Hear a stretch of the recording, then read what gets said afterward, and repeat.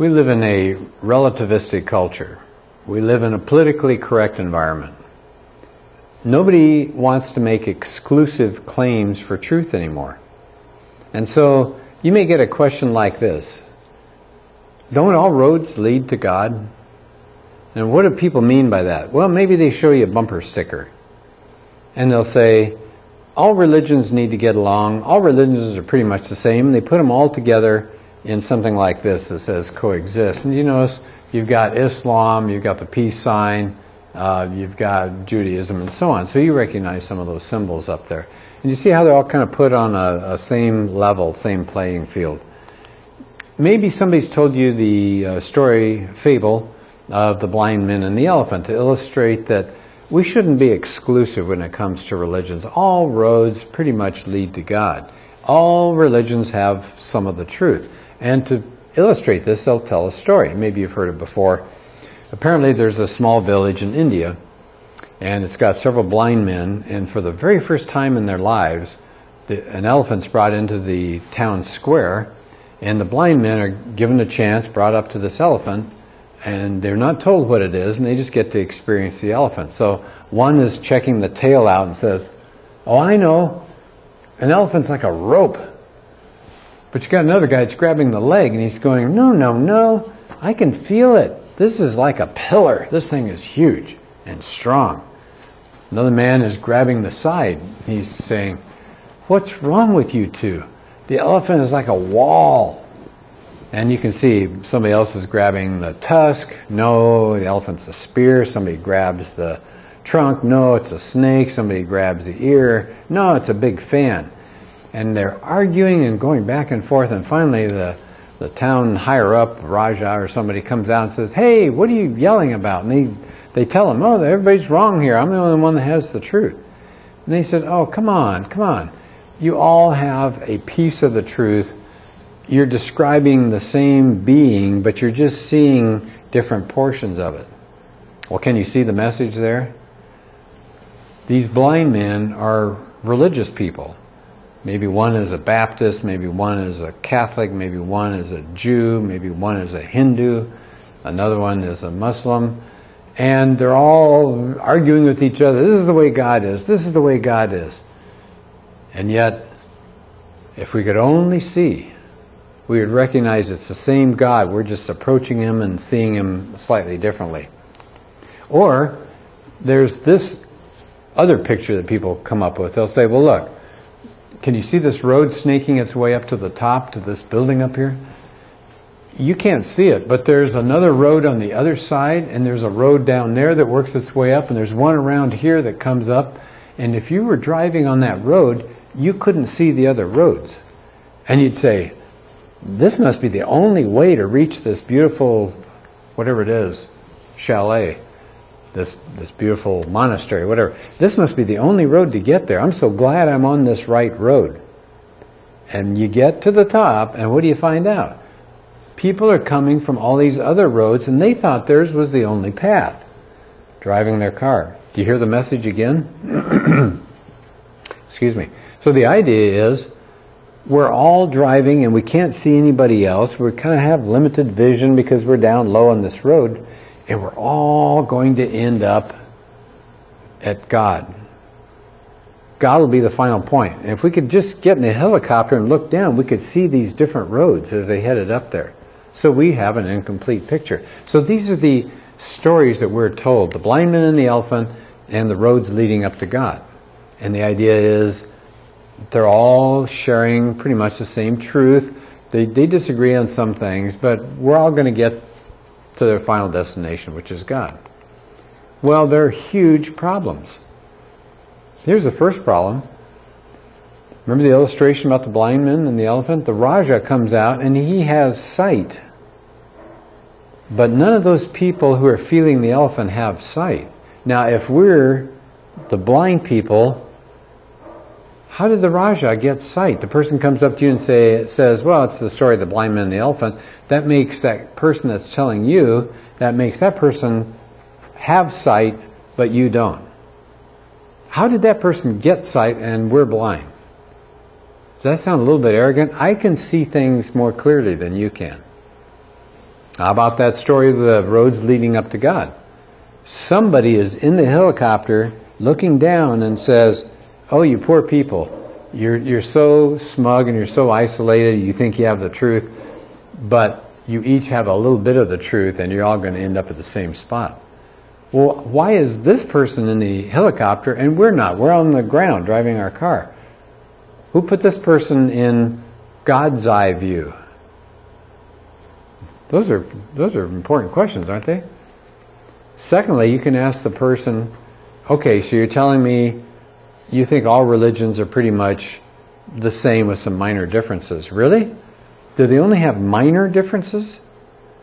I think it's the other way around. Most religions have minor similarities. They have hugely different ways of approaching their core beliefs. So I'll give you an example. How about Jesus?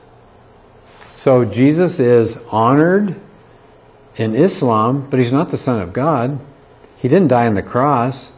He didn't save us from our sins. Christians say he did die on the cross. He is the Son of God. He rose again. What do the Jews say? He was a prophet. He was not the Son of God. He was a sorcerer. He's not the Messiah. Well, those are three different views of Jesus. Who's right? Take Allah.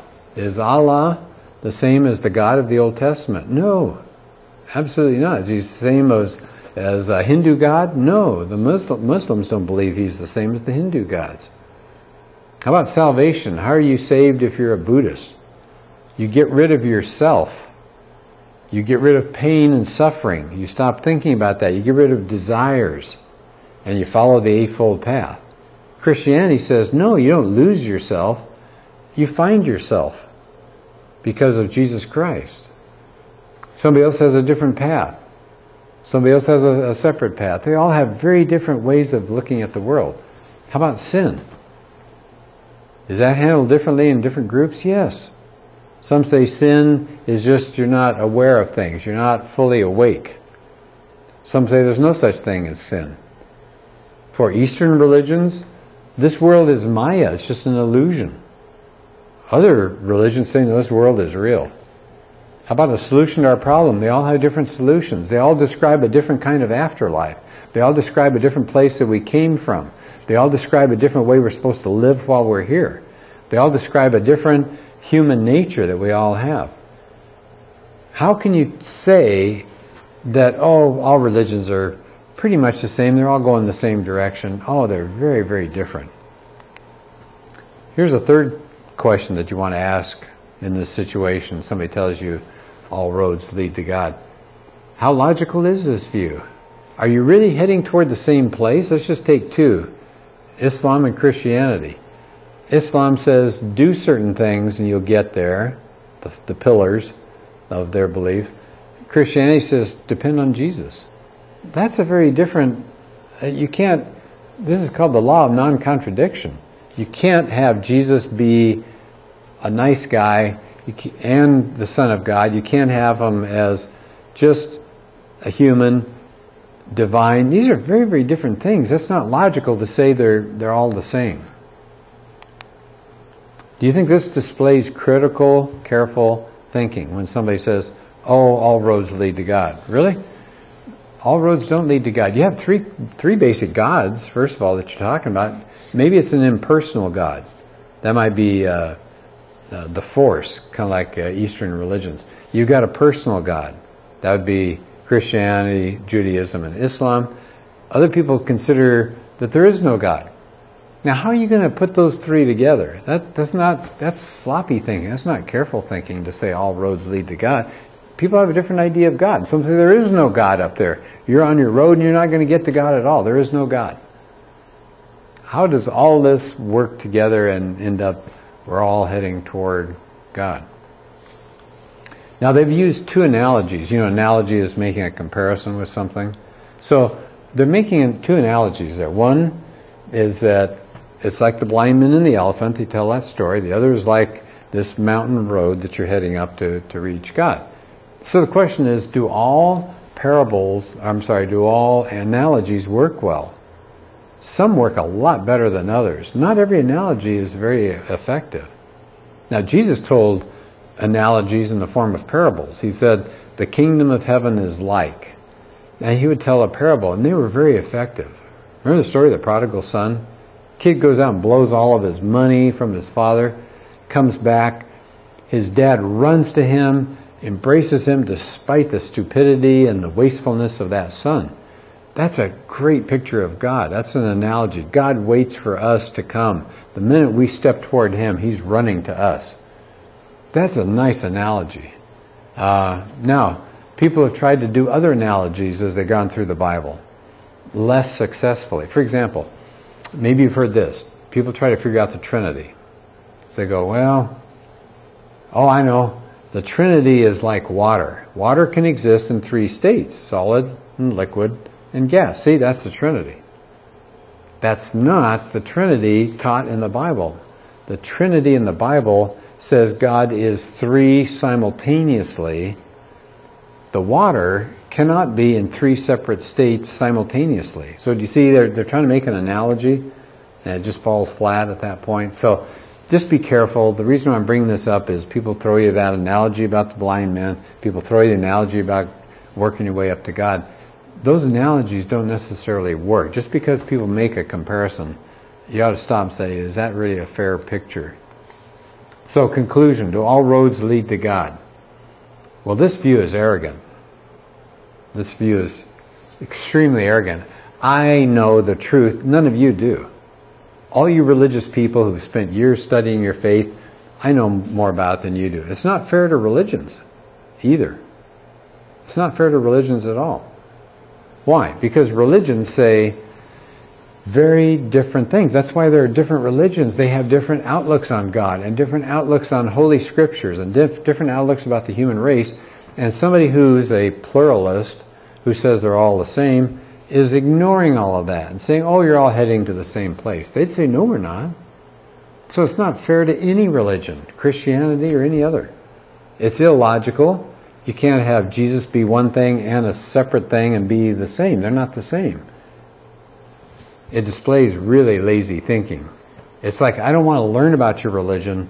Too much trouble. I'm just going to claim that you're just like everybody else. And finally, they've got poor analogies. They just don't work particularly well. So, next time you hear this, do all roads lead to God? You can say, that's a poor analogy. Blind men and the elephant doesn't work. Who's that Raja? How did you get sight, but nobody else got sight? So there are ways to respond to this. These are not very effective, helpful ways to understand God.